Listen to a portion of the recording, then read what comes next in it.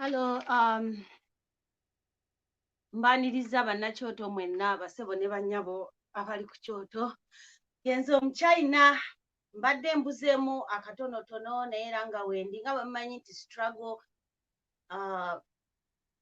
tubeeramu nga mwetuli. So I would like to say good evening, ladies and gentlemen, bannayuganda bannaffe, those in Uganda, in Africa, in the diaspora, abali mu mawanga g'e Bulaaya, abali mu America, mu Buwarabu, abali mu Middle East, abali mu Europe, abali mu South East Asia, abali mu Far East Asia, abali mu Middle East. Mbaniriza olwaleero saakubye bulango nti ngenda kujja nange nga bwe mmanyi nti mu struggle tubeera nga essaawa yonna w'okwasiza obudde osobola okujja okwogera ku nsonga ez'eggwanga. Nga bulijjo Omuchina ntuuse, nze sibalaba naye nze mwe mundaba. Mbaniriza nnyo ku Kyoto International, ku Kyoto Reloaded, ku YouTube channels zaffe zonna, era mbaniriza nnyo. Nsaba okutwala omukisa guno okusooka okubuuzaako ku Oweekitiibwa the 10th President of the Republic of Uganda, His Excellency Robert Ssentamu Kyagulanyi Owembogo, era n'okubuuzaako the next First Lady of the Republic of Uganda, Oweekitiibwa Omukyala Barbara Kyagulanyi, wamu ne bannaffe bonna abanoopo abakulembeze baffe mu kibiina kyaffe ekya NUP, wamu n'abakulembeze baffe mu People Power, wamu ne bannayuganda bannaffe ne ba foot soldiers bonna abali ku butaka abali e Uganda, naffe abali wano e Uganda. Ffe ng'Abaganda naffe mwe tuli mu People Power, mwenna mbabuuzaako, ffe ng'Abakyoli, ffe ng'Abakalamojja, mwenna mbabuuzaako. Olwaleero ntuuse nzize okuweereza eggwanga, nzize okuweereza abantu bange nga nzize nzeka. I think it's my first time coming over here, actually being solo. Naye nga nina ensonga nga 3 nga 5 oba 6 gye bunaggwera gye tunaalabira. Basebo ne bannyabo kansooka okusaasirawo bonna Mukama Mungu bajjuludde mu bulamu obw'ensi, nsaasira famire zammwe, nsaasira ab'eŋŋanda zammwe, ng'oba oli awo abantu abo bandibadde balamu senga twalina ebintu ebisobozesa okuba abalamu mu ggwanga, gamba ng'ebyobulamu nga bitebenkevu. Eriyo olwaleero omwami oba omukyala oba omwana omuto akutuse olw'obutaba na oxygeni, olw'obutabeera na bikozesebwa mu ddwaliro, olw'obutabeera na ambulance, olw'obutaba na buvunaanyizibwa eri abasawo baffe, olw'obutasasula abasawo. Eriyo omuzadde akutukidde awaka, eri omuntu afudde accident naye nga twandimuwonyezza olw'obutaba na ntambula emutuusa mu ddwaliro. Mukama Katonda mwenna abajjuludde baganda baffe mutusooseeyo obusoosi, naye tusaba Mukama Katonda Taata abalamuze ekisa era abawe ekiwummulo eky'emirembe n'ekitangaalo ekyerubeerera mutebenkere mirembe. Era naffe abakyali ku nsi nga tukyassa, tujjukire nti tukyalina obuvunaanyizibwa bungi nnyo obw'okuba nga tununula eggwanga lyaffe okuva mu buwambe, okuva mu bwannakyemalira, okuva mu bwa dictator. Teri agenda kutununulira ggwanga lyaffe okuggyako ffe. Buli omu akwate ettaffaali ly'asobola, buli omu akwate ejjinja ly'asobola, buli omu akwate enkonyogo gy'asobola. Bw'oba osobola kwetikka jjinjo lya grams 10, omulala ng'asobola okwetikka ettaffaali, omulala ng'asobola okwetikka 99, tuzimbe kye bayita Uganda empya. Ensi yaffe teri agenda kugituzimbira okuggyako ffe. Wonna we tusinziira mu ggwanga Uganda ne wabweru wa Uganda tusobolera ddala okukyusa eggwanga lyaffe. Twekkiririzeemu era tumanye nti tukisobola. Abasajja n'abakazi essaawa zino abavulunze eggwanga lyaffe era abatufuga basooka kwekkiririzaamu. Basooka ne bamanya nti kye baagala buyinza, ne batuula, they believed in themselves, ne bagamba tugenda kukola tutya, ne bakyekkiririzaamu. Bwe bamala okwekkiririzaamu ne basala entotto batutte batya obuyinza. Abasajja bano nabagamba era nzize mbagamba baatandika mu myaka gya 5 ne bajja mu 1971 paka 1979 omugenzi Idi Amin Dada eyaliko omukulembeze wa Uganda era yali ayagaliza Uganda okubeera nga ye pure part of Africa.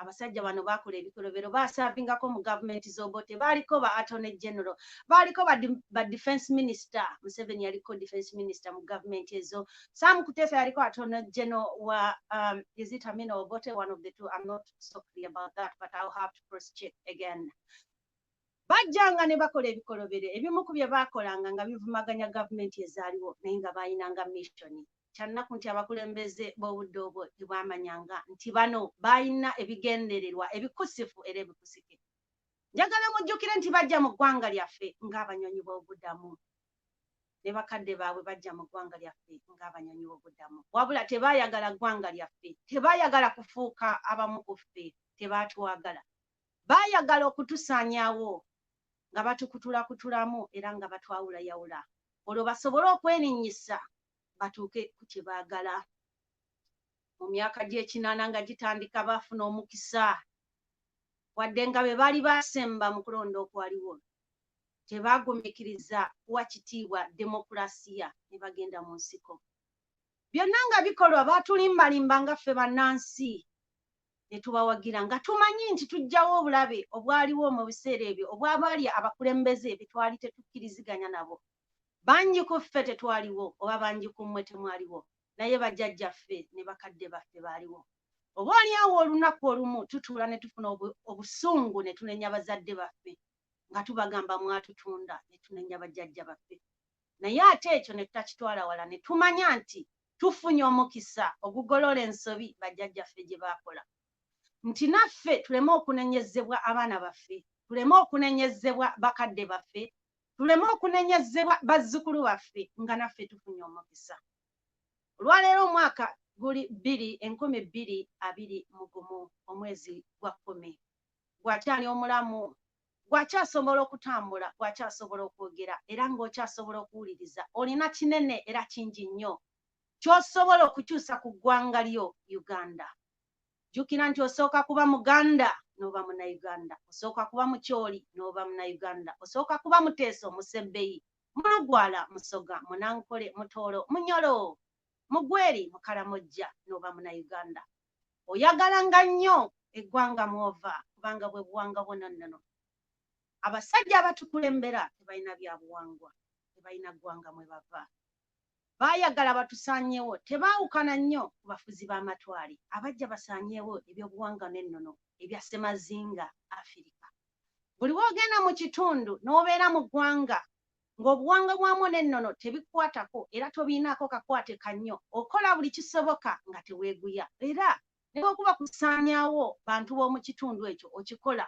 kubanga tomanyi bikwatagana tomanyi muwendo gwe balina ku byabuwangwa bwabwe nannono tebaayagala kusaanyaawo Buganda yokka Busoga baagirumba Ettoolo baatuuka mu Bakalamojja baatuuka mu Baganda baffe ab'omumambuka Abakyoli Abalango babasuulamu olutalo mu Balwenzululu baabasanjaga baabakola buli kikolobero kubanga bo tebalina buvo na buddo tebalina busibuko teri akwata abantu ba mu njuye n'abasalasala nga bw'apayiringa emirambo ku bbali oba oliawo ekitta abantu ekyali mu mambuka twali balamu naye tetwalowooza nti kituufu naye ate ekyalwenzululu tuli kyenenya tutya nga 11 omwezi ogw'Oktoba 2020 obwakabaka bwa Lwenzululu bwe bwawezezza is it I think date I'm not sure about the date but it is October this year obwakabaka bwa Lwenzululu bwabadde bucelebratinga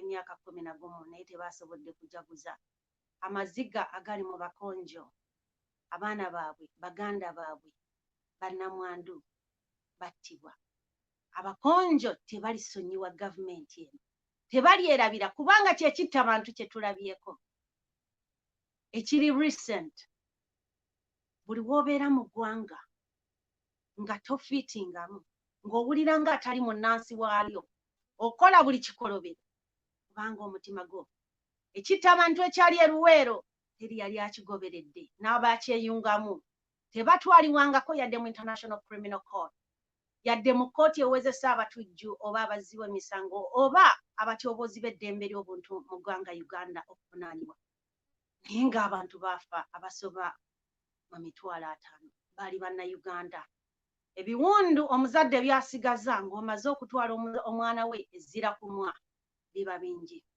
Ye ate abaffe tuliwo kwebuuza naffe tusirike kubanga oba ogamba kikyali wa mulirwana naawe nva ekikonkona kijja luli kyali mambuka nga twekumyeko nekiserengeta ne kigenda mu malwenzululu kiikyo kitwala ab'omu east tusirise kitwala abaganda abalala basirise.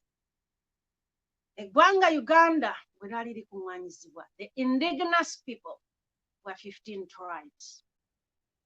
Some of us are not Ugandans by birth. We are Ugandans by descent. Olwaleero bw'otunuulira national identity cards zaffe, the option of being a Ugandan by descent was eliminated. I don't think many of you ekintu kino mwakigoberera ne mukiraba. I am a Ugandan by descent. Bajjajja ne bajjajja ne bajjajjange bava Uganda era basangibwa Uganda. Siri muna Uganda because by birth. That is absolutely different, completely different. Waliwo bannaffe bana Uganda by birth, but most of us, some of us, are indigenous Ugandans by descent. N'olwekyo tulina okuweebwa ekitiibwa mu ggwanga lyaffe. Tetugenda kufuuka abanyonyi ba buddamu mu nsi yaffe. Uganda nsi yaffe, katube bakyoli, katube basebbeyi, katube bakalamojja, katube balango. Okutyoboola ebyobuwangwa n'ennono kintu kya bulabe nnyo. Oyinza okugamba ngenda kuleka olutalo mu bannayuganda nga mbatyoboledde obuwangwa n'ennono n'omaliriza nga nejjoddukidde bakunonyeeyo ne bawulira eggwanga. Muwenga ekitiibwa ebyobuwangwa n'ennono mu mawanga gye mubanga mulaze kubanga temumanyi muwendo na kwagala bannyini bya buwangwa n'ennono ebyo bye balina. Culture is more treasurable for the people of the region wherever you go. Respect people's culture. Tutandike baganda bange. Mbadde siyinza butakyogerako ekyo okutyoboolwa obuwangwa n'ennono. Kabube buwanga bw'abankole omugabe yasirika bwatyoboolebwa. Obw'abanyolo bwatyoboolebwa. Obw'abasebbeyi gye buli bwatyoboolebwa. Obw'abagisu buyisibwamu amaaso. Obw'abatoolo baabutunda ne babukwasa Omunyarwanda akuze kabaka waabwe kitabangawo. Obw'abasoga baabukkiriza n'alinnyamu. Obw'abakalamojja abaluulu abakyoli baasalawo kusirika naye ng'obulumi obubali ku mitima bwe bungi. Ebigambo bino mbyogedde mwenna mwalabye ka vidiyo akatambula akali ku mutimbagano. Omwana eyabadde mu kibiina ekyokusatu Matovu ng'atambuza entula za nnusu 105 azisibye mu butundutundu busatu. Matovu oyo ekinene nnyo yandiba emyaka 9 oba 10 naye ate ali mu kibiina kyakusatu kubanga mu kitwale nti waliwo ebbanga oba okulwawo okusoma naye ng'ate olaba mwana mukakkamu, omwana ow'empisa, omwana omugezi. Amaziga gankulukuse sitera kukaabakaaba naye nakaabye. Natunudde mu nsi ne ŋŋamba abazadde tukeera ku makya ne tuzaala ne twagala abaana baffe. Teri muzadde akeera ku makya n'azaala mwana n'ayagala omwana waabonebone. Naye nga babbye eggwanga lyaffe, abaana baffe babbye eggwanga lyaffe ne babba future y'abakadde baffe ne babba eyaffe ne babba n'ey'abaana baffe n'ey'abazzukulu bagyetaaga. Olwo abaana baffe ne bwe tuli basomesa bagenda kumaliriza nga bato, child labor, bagende ku nguudo. Our children going on the streets okutunda ennyaanya lwakuba nti taata talina mulimu. Omwana ow'emyaka egyo watuukira okufuna amagezi asabe muzira kisa stranger gwasanze ku kkubo n'amubuuza oyina gw'omanya ayagala omuvuzi w'emmotoka. Ogamba omwana ono yayiga mmotoka kiki? Kumba anoonyeza kitaawe omulimu. Naye nga babba eggwanga lyaffe ng'abaana abaabwe basomera mu zi Stanford, mu Harvard, mu Bungereza, mu mawanga agamu agali e Bulaaya nga bagira na ku scholarship. Ng'omwana omukakkamu nga Matovu, omwana omugezi eyandibadde ali mu ssomero, eyandibadde oba oli awo essaawa zino ng'ali ku homework akola ku school homework. holiday package or whatever his parents could afford ng'akola ekisoboka. Matovu alina okugenda atunda entula taata z'alima. Taata tatudde omulimu bwe gwaggwawo n'asalawo okulima. Kyokka n'ebirime bye tulima bakadde baffe bye balima nabyo bitundibwa ku ddondolo. Ebbeeyi y'akatale k'ebirime yasuulibwa. Bantu batono nnyo abali mu gavumenti abakkirizibwa okujja ebirime mu Uganda babireete mu mawanga g'e Bulaaya babitunde. Babiyisa Rwanda, bwe bamala obiyisa e Rwanda ne babiteekako made in Uganda, grown in Uganda. Mbuuza gwe, Matovu anaatunda entula za ssente mmeka afune school fees ezimuzaayo? Omukazi nga Nankabirwa n'otugamba Kaguta talina gy'alaga nga tannafuna mafuta. Nankabirwa abaana babo batambuza entula ku kkubo. Abaana ababo banoonyeza bakitaabwe emirimu. Mukwata abaana bammwe ne mubateeka mu private jets bagende bazaalire Bulaaya. Kyanaku.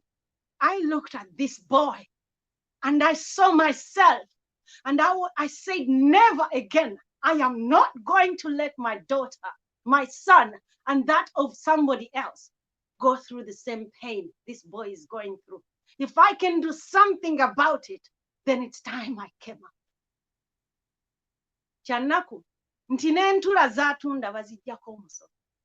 Matovu atandise nga mwana muto, naye Matovu agenda kutuuka ku myaka egisobola okukolawo business, akoleka business, batandika okukasolooza left, right and center.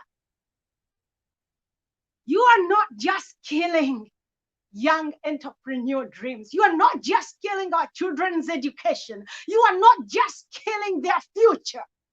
You are also killing their incentive to study. You are killing their spirits, their souls. How do you feel? Ngomwana nga Matovu. Do you know what it feels like? When a child knows that the father does not have a job, not because he doesn't want to work, but because he was fired. The opportunities were taken away. What a country. What a country do we call Uganda? Our country is run by ignorant bastards. I'm sorry to use that kind of language, but I'm going to use it if that's what I have to call you. Anybody who doesn't value education. You rob a child of an education. You've robbed an entire generation of a future. There's so many people out there fighting for the education of a black child. You are busy making sure the black child does not have an education. Wow, how? Somebody's going to ask me, how is that possible? Let me tell you. If you have a president who cannot come out to show his academic credentials, you have a first lady who is the Minister of Education of the Republic of Uganda, who says she went to Chamati. Yagamba yasomera Chamati. Navayo nagenda Bwera Nyanji. Janet Ketaha Kainembabazi, where are your academic credentials from Bwera Nyanji girls, senior secondary school? Bwabanga dala wasomere Chamati. We are not going to let our children become academic dwarfs because we have an academic dwarf as a Minister of Education. You cannot provide us with the academic credentials. How do we trust you with an entire ministry? How are you going to make sure that our country, that our ministry of education is proper, when you yourself, you are an academic dwarf? This is why you see ministers who never even went to school, who cannot, this is why we have job problems. The displacement of jobs in Uganda is beyond repair. We are having our children, abana bafa abasoma. Look at Matovu. Avudde ku street, struggling, atunze entula, amaze afunye omukisa atuse ku university asomye. Omulimu ne gubula. What else does Matovu have as an option? Kugenda mbawalabu, batavuga taxi. Agenda kola bwakadama, oba basekadama. Oba agenda kujja mawanga ge Bulaaya kulabirira bakadde. Is that why we send our kids to school? Is that the country we want? Are we not tired of becoming slaves in other people's countries? Are we not tired of being disrespected in foreign countries. Since when did we Ugandans allow non-Ugandans to run our country? Why can't we see the power we have to take back our country? Why can't we see how strong we are? When we lose our fear, they lose their power. Ugandans, wake up. My people, I'm asking you to wake up. None of us wants to see their child on the street vending entula, eggplants. None of us wants to see that. This is all why parents wake up every morning to send their kids to school, to see your kids end up going to school. Nemukwata sente zaffe ne muziba ebiwulenge. Nebiyimba abeewa 2021 abeewo. Naye nga sente zaffe wezandiraze. Sente zaffe wezandiraze ne tusomesesa abaana baffe batunda ntula ku makubo. You look at a woman like Nankabira, God forbid you. God forgive you. At times I look at Abakazinga, this woman, I'm just asking, if I was your sister, I would blasphemedly come out and talk sense back in your head. Museveni akozesezza nnyo abakazi abamu okusobola okwekuumira mu buyinza n'okutuza emabega. But at the same time, we have women like us who are sharp. Abavaayo ne boogera. Ne tugamba ekiriwo ekimala kimala. Today, you look at the situation in our country. I started by looking at the situation ey'omuntu wa wansi, because we don't want to see our children nga batunda entula. Lwaki abaana baffe batunda entula? Ng'abaana baabwe beeyagala. Ng'abaana baabwe basomera mu masomero ag'ebbeeyi. Bintu mmwe mufe nga mulaajana. Mufe nga mulaajana. Mufe nga mwaziirana. Mubonyaabonyeza eggwanga. Mubbye eggwanga lyaffe. Mutuleetedde emitima emifu gye tutaazaalibwa nagyo. Teri muzadde ayagala mwana we kubonaabo. Mubbye future yaffe, ne mubbe ey'abaana baffe, ne mubbe ey'abazzukulu baffe. Olwaleero tutunuulira omusango oguli mu kooti ogugenda okwogerako olunaku lw'enkya. Naye njagala okusooka okubaako kye njogerako ku mulamuzi gwe bayita Owiny Dollo, Chief Justice of Uganda, Owiny Dollo. Specifically, I came to talk about you today, and I want you to listen very well. Ensi yaffe Uganda, ekitongole eky'obyobulamuzi kyafa, that the judiciary is not existing. Abangi muyinza okuba temumanyi lwaki ensi eri bweti. Twabagamba gavumenti erina amatabi, eggwanga liba n'amatabi asatu, ekya gavumenti, eky'obulamuzi, n'ekya statutory, kyemwandiise parliament.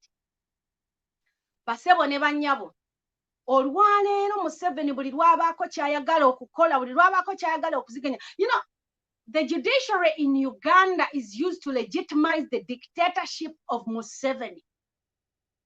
Time and again, when he wants to mess up us, he messes up us, and then he goes and hides in the laws by using the judiciary to help him.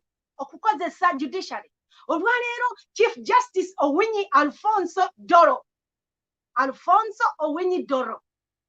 We as you are a Ugandan, you were born in Uganda in Agago district in 1956. You are from one of the indigenous tribes of Ugandans. You are helping a refugee. You are helping a refugee okwongera okutufubatalako n'okwongera okutulugunya abanansi. Naye nga Alfonso Owiny Dollo oli munnayuganda. You are not a refugee in Uganda, Owiny Dollo. Your parents were from Uganda. Why are you helping a refugee?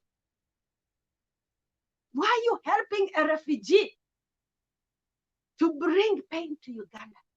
Benjamin Odoki did it. Francis Ayume did it. You have the power. You have the chance, Justice Owiny Dollo, to do something. You have the power to rewrite your legacy. I don't know if you have children, but if you have children, Wasomera Makerere. You went to Bradford University. From Bradford University, you acquired a Master's of Arts. From Bradford University, you went to Cape Town, to the Institute of Conflict Resolution, and you attained a certificate. Your parents didn't send you to school to mess up our country. You didn't take an oath of the judicial system to uphold the constitutional justice and fairness to mess up our country. Today, Museveni wants to mess up NUP by using the judiciary. This is why I'm calling the top man, who was the top job of the judiciary, Justice Alfonso Owiny-Doro. Do something. Some of us want to look at you and say, we have a chief justice in Uganda. We have somebody who can still hold the rule of law. I'm asking you. I know you're going to see this message and I know you're going to listen. Owekitiibwa omulamuzi Saabalamuzi wa Uganda, Chief Justice Alfonso Owiny-Doro, eyazaalibwa mu Agago district. You are in a Ugandan. You will never be something else. Uganda is the home of your people. Your parents are Ugandan. Your blood is Ugandan. The people of northern Uganda are proud of you. Please help us retrieve ourselves from the dictator. Time and again, he has used people like you.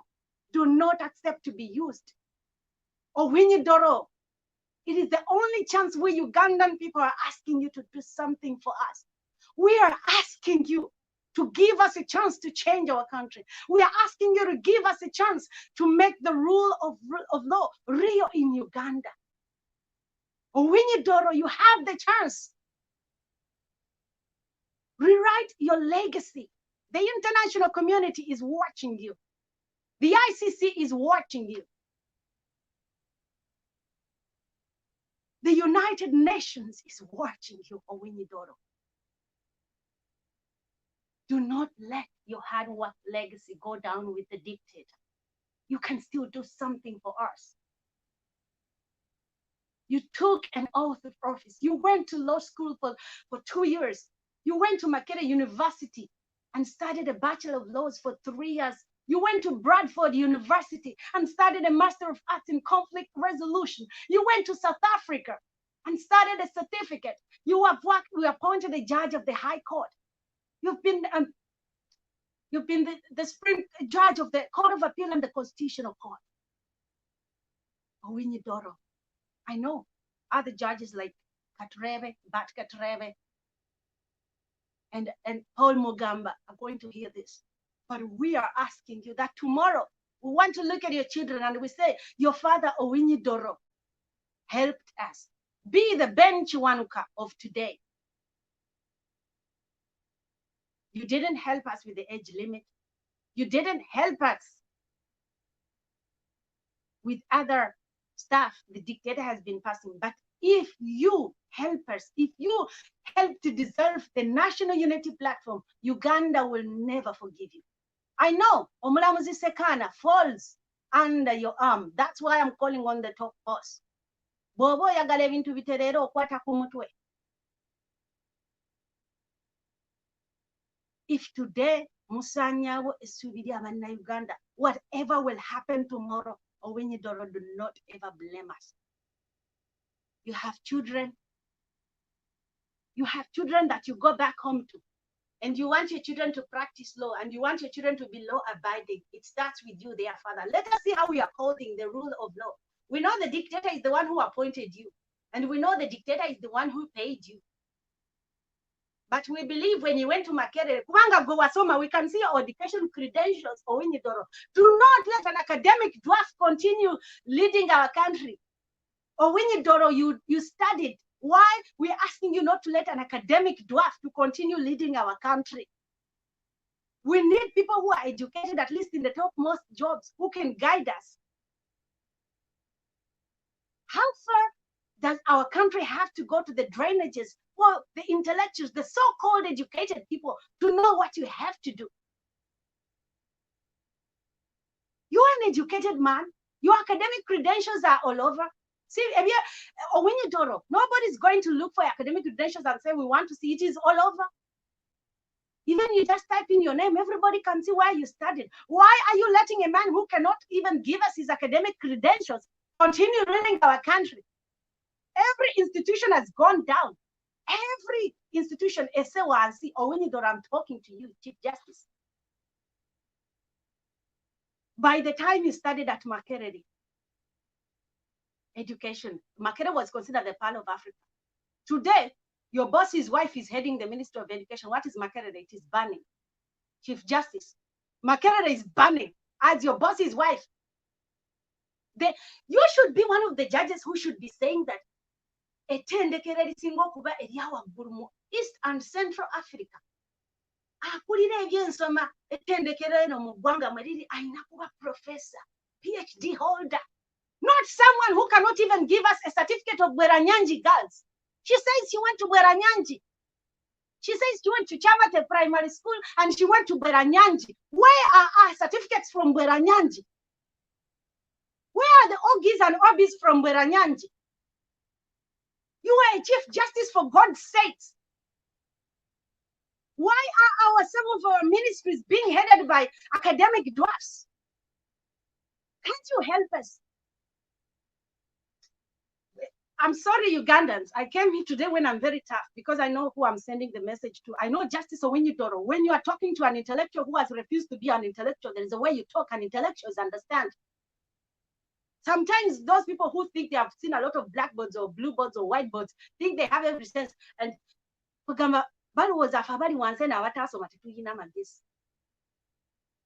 Naye eggwanga lyaffe likulembera litya omuntu atasobola tulaga certificate ye Bweranyangi girls.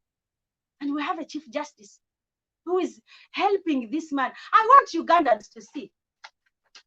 I'm just going to briefly give you the biography of Justice Alfonso, Chief Justice Alfonso Owiny-Doro.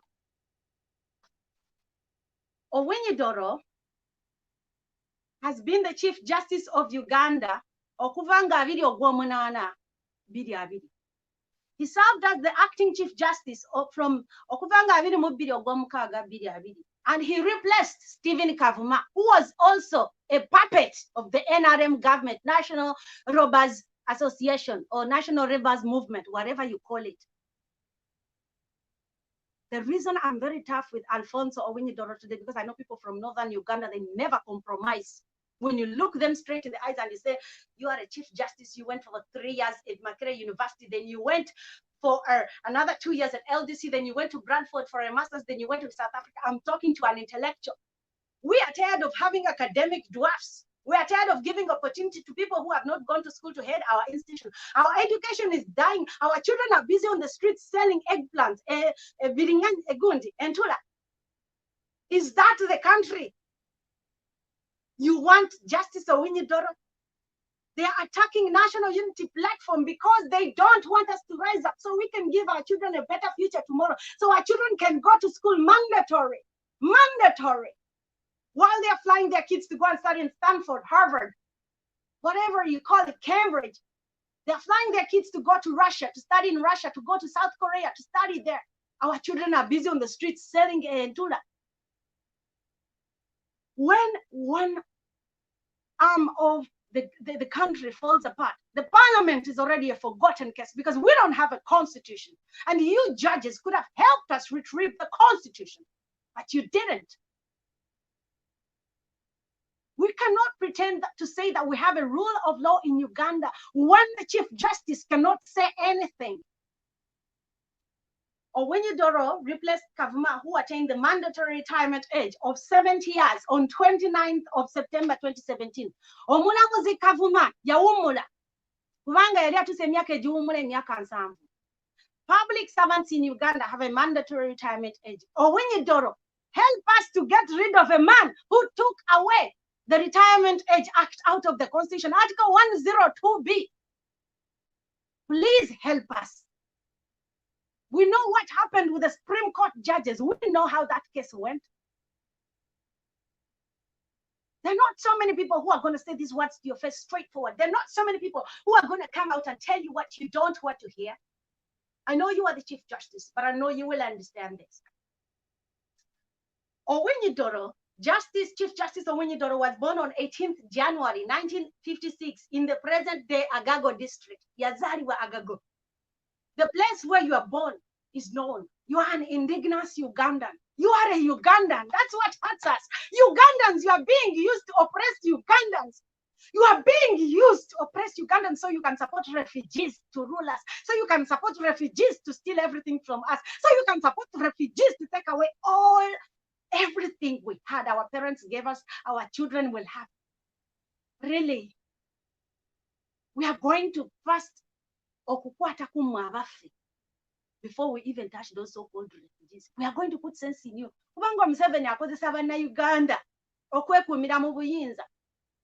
Museveni did not appoint you without a prior background. People, if you see Owinyi, there is a background as to why Museveni made him the Chief Justice. I'm telling you, my people, there is no smoke without fire.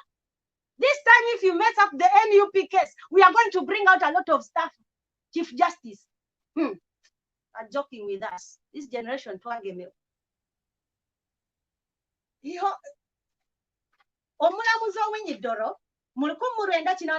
he served as the legal counsel in the peace talks between rebels that were called Uganda People's Democratic Movement, UPDM, and the government of Uganda. Omulamuzi Owinyi Doro enough background. Ne government ya Museveni 1988. I don't know how many people were born. He served as the legal counsel in the peace talks between the rebels. The rebels group was called UPDM, Uganda People's Democratic Movement, and the government of Uganda. He wrote the agreement executed between the government and UPDM. Yajiwandika endagano wakati wa government n'abayekera ba UPDM nga 3 ogw'omukaaga 1988 mu kifo kye bayitanga Pese Stadium mu Ggulu. Owinyi Doro yaliko member wa CA Constitutional Assembly okuva 1994 paka 1996. This Constituent Assembly is the one that helped to draft the 1995 Constitution. The 1995 Constitution, Museveni gye yakozesa okwongera okwenywereza mu buyinza. Remember, from 1986 to 1996, we had what they were called the Fifth Parliament. Eno Parliament eyokutano yali akulembera Yoweri Kaguta Museveni nga yakolanga chairman waayo. Era nga yali amumyuka yali Moses Kigongo nga yakyalinga meetings ebiseera by'akakiiko bakayitanga NRC era nga kaaliwo abamemba 38 nga bano be baazirwanako be baasooka okuba bamemba bako, not because they were elected, but they were by virtue of serving and having participated in the guerrilla war. In 1996 to 2001, he was the MP for Agago in the 6th Parliament. I remember that 6th Parliament was headed, who was the speaker? Because after 1996, we got a new speaker of the Parliament of the Republic of Uganda. It is the 1995 Constitution that Museveni used to include the Banyarwanda as a tribe, to okutekawo the Bahoro, the Banyarwanda as a tribe in our country. It is that. I want to remind you, Chief Justice, I'm bringing your history so people can know. If you mess up us tomorrow, if your judiciary messes up us tomorrow, just know we have records. If you mess us up tomorrow, if you tamper with our NUP tomorrow, we know, Chief Justice. We have known records. Things don't vunda. In 2006 to 2008, during the talks between the LRA and the Museveni government, he served as the legal counsel to Riek Machar. Riek Machar by then was the vice president of South Sudan, who mediated the talks. This is as far as Owinyi Doro has been working with Museveni government. Today you will see Owinyi Doro, Nemulowaza yakayingira government ya Museveni. No. Let's go back as far as back 1988, 1986. Owinyi Doro has been there.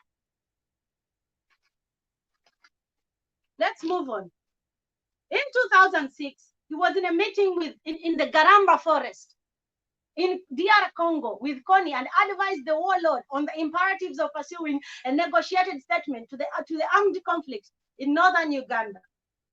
He was tasked to recommend a transitional justice process suitable for the post-conflict northern Uganda, a process that led to the establishment of the High Court International Crimes Division, ICD. This is where I'm coming, Owinyi Doro.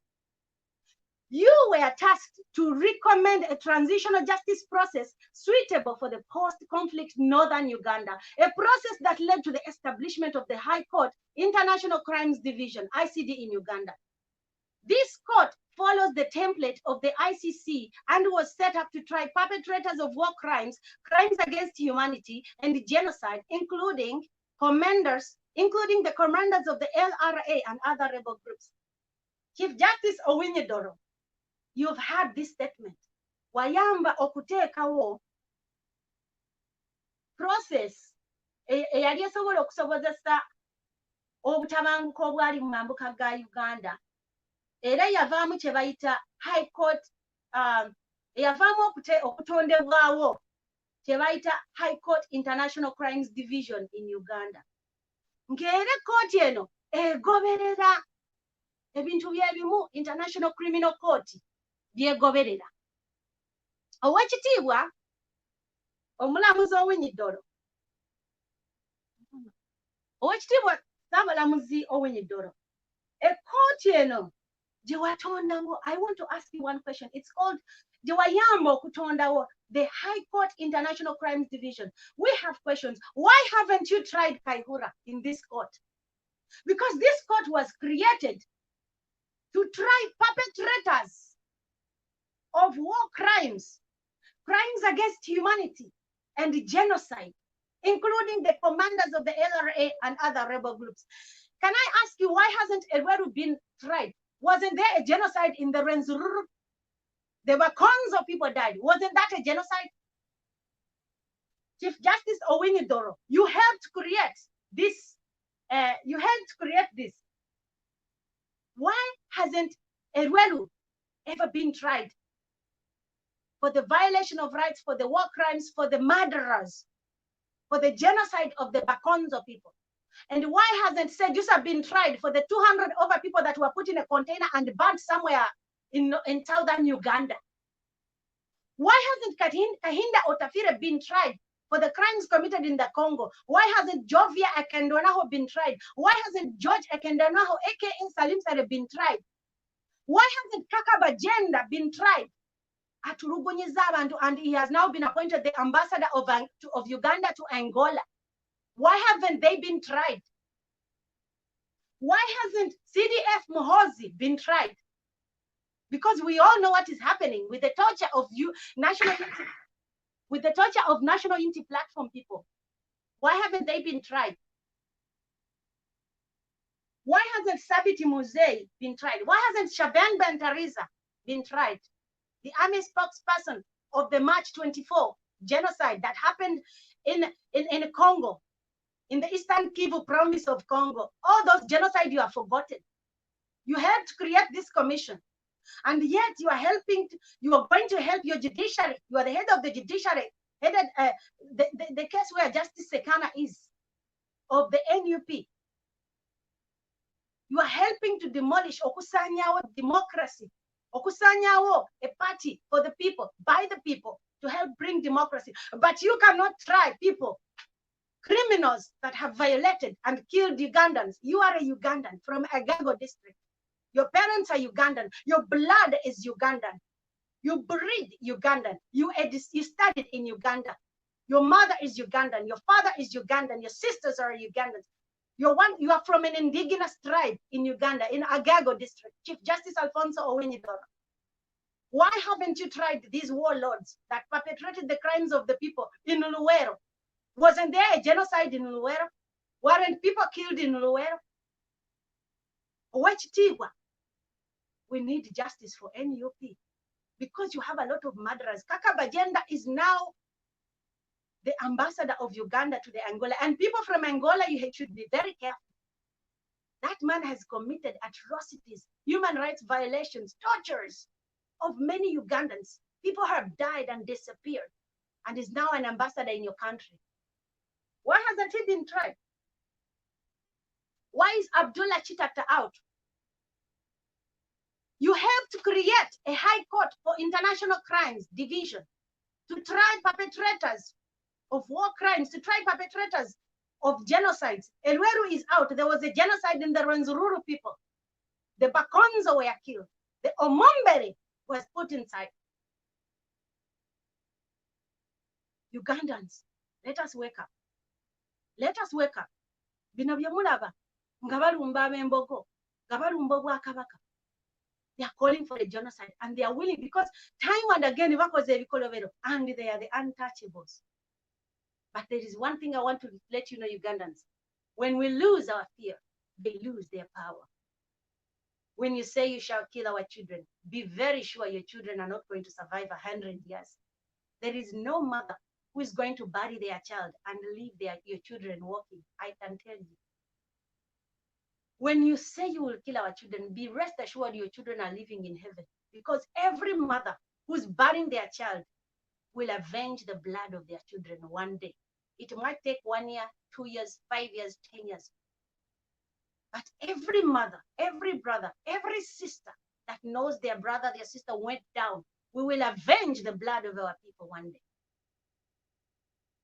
The tortures you have put our people through, okutulugunya abantu baffe kwe mukoze, okwavuwaza ensi yaffe, okutufuula abaddu mu nsi yaffe, okukola ebikolobero, olunaku lugenda kukya lumu nga n'ekigambo nsonyiwa tetukyakiwulira. Olunaku lugenda kukya lumu nga ne bwe mwetonda tetukyalaba, kubanga abantu bajjudde ennaku ku mitima, abantu bajjudde okukaaba, abantu bajjudde amaziga. Bannayuganda tebatandise kufa mu 1980, batandika mu 1970. Naye twali tetunnalabuka nga tumanye abakulembeze abaliwo be bakola ebikolobero. Omuntu asobola okuva Tanzania n'ajja ekiro n'atta abakadde bo, n'addayo n'akugamba abasajja ba gavumenti be bassa abakadde. Abaana be mwawambanga abawala nga bagenda ku masomero. Kano Nalweyiso oli mukyala Muganda. Abaana abawambibwa ne beeyunga ku lutalo nga bagenda ku masomero gye bali. Abaana abo abamu be mwattira bakadde baabwe baakula, baasigaza ebiwundu ku mitima. Abaana abo abamu be mwasaanyizibwawo obulamu baakula. Temwamanya nti waliyo ensigo ezaasigalayo. Naye byonna mubikola, ujjukire nti essaawa egenda kutuuka. Essaawa zino Kyagulanyi oyo gwe mugaana okwesimbawo alina emisota mingi gy'akuumidde emabega we, gy'asirisa n'akubako ku mutwe. Mukakkane, tulondese eddembe, tubeere ba mirembe. Bwe mukeera ku makya ne mujjawo Kyagulanyi, mugenda kuba mukudde geeti y'emisota egitakyayagala kuwulira, emisota egitakyayagala kumanya. Kubanga n'ekitongole ekiramuzi olwaleero kati Museveni kyali mukozesa, era nga bw'abadde akikozesa okwekuumira mu buyinza, to legalize his dictatorship. Naye afula mu democracy, naye nga he's legalizing his dictatorship. N'akozesa abasajja n'abakazi nga ba Justice Owinyi-Dollo abaasoma. Ye ataasoma n'abakozesa okwekuumira mu buyinza, ye dictator omutemu n'abakozesa okusobola okwekuumira mu buyinza, okusaanyawo obwakabaka n'ennono. Kino si kyogera nti lwakuba bwakabaka bwa Buganda. Abanyankola omugabe wammwe takyayogera. Abanyolo kabaka wammwe yasirika, Abasebbeyi kabaka wammwe yasirika, Abagisu, Abanang'o, Abakyoli, Abasoga, Abagwere. Baganda baffe abava mu mawanga yonna gye muva. Obwakabaka kintu kikulu nnyo. Omuntu atalina mirandira, atalina bwakabaka yayagala asaanyeewo obuva n'obudde. Olwaleero mukyala Museveni bw'abanga yasomera Bweranyangi, atuwe certificate ye Bweranyangi n'ekyamate, batuwe birth certificate zaabwe, era ku identity card zaffe ku forms zetujjuza kufuna ID bateekewo option eya by descent, because some of us are not Ugandans by birth. We are Ugandans, we are indigenous Ugandans by descent. Bajjajja ne bajjajjaffe baali mu ggwanga Uganda nga terinnafuuka Uganda. Bwali bwakabaka obw'e Buganda, obw'Enkole, obw'Ettoolo, obw'Eruwa, obw'Abasebbeyi. Olw'okuba mwava gye mwava nga temulina bya buwanga na nnono, mwasaanyawo obwakabaka bwammwe obw'Abanyarwanda obwakulemberanga Kabaka Ludigwa. Mwetegereze nnyo mukazi wa Kale Kayihura ava mu bwakabaka obwa Ludigwa, era mutabani wa Kayihura omu ayitibwa Ludigwa. Obwakabaka bwammwe mwabusaanyaawo. Ne mwagala okugamba nti you will create a dynasty over our dead bodies. If we have to pile each other and become the next genocide, we shall pile each other. But we shall not let you make us a dynasty. You will not destroy our kingdoms because you want to create your father's kingdom and your kingdom. Go back to Rwanda and create your dynasty in Rwanda. Fe bannayuganda ekitufuula abannayuganda bwakabaka mwe tuva oba bwankole oba bwa Tooro oba bw'Abasebbeyi oba bw'Abagisu. We are proud to be Baganda. We are proud to be Bacholi. We are proud to be Langi. We are proud to be Sebei. We are proud to be Sabini. We are proud to be Alur. We are proud to be Banyoro. We are proud to be Basoga. We are proud to be Bagwere. We are proud to be Banyere. If you are not proud of where you come from, that is not our problem. Give us your birth certificate and let your wife give us her academic credentials. My dear Ugandans, I have a few minutes to wind up. But I have these words to tell you. When we lose our fear, they lose their power. Teni musajja na mukazi DPC, mulekerawo okutya ba DPC. Mubamanyi we basula, mubamanyi we banywera, mubamanyi we bagula emmere, ennyaanya n'obutungulu, mubaweereza obubaka. Bwe muba temubasobola bba obubaka bujjudde mubakutula obukongoliro. Abo basajja amabala ge batuulamu ge mutuulamu. Ebifo mwe batambulira mwe batambulira. Scratch my back, I scratch your back. Banja lya mwenge liggwa na mwenge. DPC tukoyo ba DPC simanya ba RDC tukoyo okulaba bannyinaffe nga babakwata babateeka mu bimotoka. Omwana n'atuuka okukaaba nti wakiri mu nkube essasi nfe naye temunziza mu kkomera. I was not surprised. People were surprised. Museveni yatwala abaana abali 6 and 7 years mu lutalo. So what is a 17-year-old boy to him? To him, the only child who is a child is his son, CDF Muhoozi and Muhoozi Kainerugaba, and the rest that he has. Not these official ones that you guys know. No. If he can take a 7-year-old, a 6-year-old in the war, so what does it mean to locking up a 17-year-old boy in a prison, a minor? It means nothing. The only thing he cares about is his kids. Aba basajja si bannayuganda. It's time we take back our country. It's time we become serious. If we cannot isolate them in a group, let us isolate them individually. Tukimanyi bulungi nti bw'aba omulamuzi yakulembedde okusindika abantu baffe mu makomera nga tebalina musango olw'okuba basanze n'engoye emifu. Omulamuzi oyo asula mu Uganda, tasula Kenya nti yajja kulamula omusango ekiraali nnyo endeega agende Kenya. No, wasula mumanyiwo, mumanyi ekyokukola. You all know what to do. You know where these judges sit. You know which food they eat. You know where they hang out. My dear, temukkiriza baganda bamwe kuvumulira mu makomera nga mumanyi ekyokukola. Mwena mumanyi ba DPC we babeera. Mwena mumanyi bulungi ba DPC abo gye batuula. Bwe mumenya obukongovule nkyata ajja kudda mu office kuwa orders za kisiru. Tulina okwebeereramu mu mbeera yonna. Kyagulanyi tajja kujja bibagambe because he's a Democrat.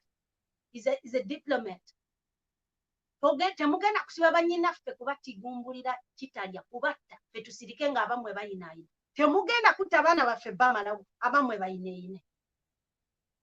Mubbye future y'abaana baffe. Abaana baffe ebyensoma byafa. Abaana baffe mu malwaliro teri. Eddagala teri. Buli kimu kyafa. Kati mutandise bapayiringa mubajjuza mu makomera. Mubajjuziza mu makomera mubasibe. Abamwe bali wabweru. Mwe ba DPC, bannayuganda ba DPC mubamanyi we banywera. Mubamanyi we basaalimvira. Mumanyi mu mmotoka waabwe bawupakinga. Muyiteko mugambe gwe oli munnayuganda, oli mu Uganda, simusibe nnyo abaana baffe. Temukkiriza bannyinammwe kutandika kugenda nti no mugenda ku poliisi kuwawabira. Teri poliisi mu Uganda, biri bitongole bye. N'olwekyo bannayuganda mbajjukiza, lino eggwanga lyaffe. Tulina okukyusa gavumenti oba twagala oba tetwagala. Kale tetugikyusa ku lwaffe, kuba ffe future yaffe yagawo. Tugikyuse ku lw'abaana baffe, tugikyuse ku lw'abaliddawo, tugikyuse ku lw'abantu abali tujjukira. Tetukkiriza kabondo k'abantu abamu abatutuulamu abatubeeramu. Tuteeke okutya ebbali. DPC tagenda kusiba mwannyoko ng'omanyi DPC wanywera. Omuleke ng'ayinaayina. Ati natera tiyagasi, muwatere tiyagasi. Konga kwa nini yatera tiyagasi? Ngomanyi wanywera nzokwate mwennyina z'omuteeke mu kkomera. DPC mubawe obubaka. Mubutegeeze. buli member wa parliament yaliwo mu article 102B mu kusalawo kubanga Uganda edde emabega batusibyeko omusajja refugee bonna temubaza mu parliament tubeegayiridde kubanga mu parliament ya Kyagulanyi sipiika twagala mulala njagala okubiriza abantu b'Emityana n'abakooba omukazi oyo n'abakooba temumutuddiza mutuyambe ab'ekiboga mutuyambe ekikazi ekyo kinnankabirwa temukizza kubanga be bakazi Museveni bakozesezza okubonyaabonya abakazi be bakazi Museveni bakozesezza okubanga abakazi bazaala nga teri ddagala okubanga abaana bafa okubanga abaana baffe bajjudde mu makomera na buli mukazi yenna ali mu judiciary abakazi ngaba Ruth Aceng Diana Atwine Museveni bakozesezza okubanga ffe abakazi abaffe tubonaabona ng'abaana baffe batunda ntula basebo ne banyawo mbasaba mu mutima omulungi ba DPC mubeekwatiremu omusajja kubatiya gas kyambalo kye kimukwawulako babagamba bwe bajja mu mayumba mu bakuba emiyini tebaddamu kuyingira mayumba bwe bakwata abaana bamwe ne babatikka panda gaali ne babatwala ne babasiba ebintu eby'ekiru mu DPC mwine simanya DPC yaani ebyo bipande bye mulimu ebyokukwata simanya bipande muyina engeri gye muyina obbalumba mubawe obubaka obutuufu waliyo obubaka bwe basobola okumanya bwe basobola okutegeera nga bwo butuuka mangu abo bantu nga ffe tebaawukana ku ffe omusaayi gwabwe si gwa bbulu omusaayi gwabwe era nagwo gufaanana ng'ogwaffe bannayuganda muleme kukkiriza ffe kufugibwa bantu bano mu nsi yaffe maliriza nga mbagamba twegobeko omusajja tukisobola ne bw'oba mukazi okisobola bw'oba weekikka omwana w'emyezi 9 olubuto n'otalugyamu tokkiriza DPC kugalira mwana we ye DPC asigale wabweru ng'ayinaye mumanye ekyokukola bwe muba muyina basuula ddala omuddogo mu bugende muli basuulireyo eddala obuwanga neno tebuvunda bwe muba muyina bakuba amayembe mubasindikira amayembe gabatugumbula ekiro mulina okukola buli kimu okulaba nga tumwegobako omusajja bye byange mubeere bulungi naye bamemba ba National Unity Platform people power temuggwamu maanyi ne Uganda yaffe n'ensi yaffe abakazi nga Nalweyiso bagenda mu lusiko ne balwanirira omusajja omunyarwanda okujja otufuga naffe Nalweyiso kye yakola ne Kano byekwasa ayogerera amagye g'omusajja ono naffe tuli bakazi tukisobola tosobola kulaba ng'abaana bamwe babatta babamalawo ne mutabaako kye mukola muba bakazi nabaki bw'oba osobola okusindika omwana okitegeeza olina mandate okuuma omwana wo nga mulamu mu ggwanga eddamu mu ggwanga eririmu essuubi muleme kulaba ng'abaana bamwe babatwala ekitalya gye batagenda kuva gye bagenda okufiira ne lipooti baleme zibawa nga ba DPC basigadde bayinaayina batika abaana bamwe kuzika bandole mumanyi we basula mumanyi we banywera musibe bulungi bannayuganda mukama abakuume naye mujjukire nti when you lose your fear, you lose their power. Mission 2021. Kagwake, kagutonye, kasisitire, kakolatya, ajja tuviira. Ekimala kikola ki? Kimala. Mwera basebo ne banyabo.